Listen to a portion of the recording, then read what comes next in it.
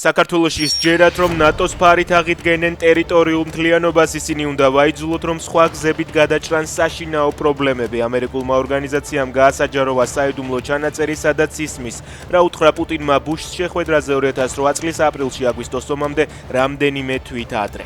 საუბარში პუტინი ამერიკის პრეზიდენტს არწმუნებს, რომ საქართველოს ჩრდილოატლანტიკურ ორგანიზაციაში გაწევრიანება კრემლისთვის სახიფათო იქნება.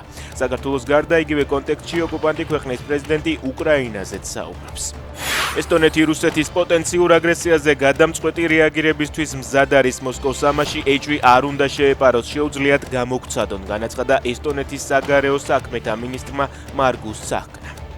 უკრაინის მასშტაბური იერიში რუსეთზე თავდასხმის შემდეგ ტემრიუკის პორტში ნავთობპროდუქტებით დატვირთულ ავზებს ცეცხლი გაუჩნდა. წუხელ რუსეთის მასშტაბით დრონებით შეტევა არაერთ ოლქზე განხორციელდა.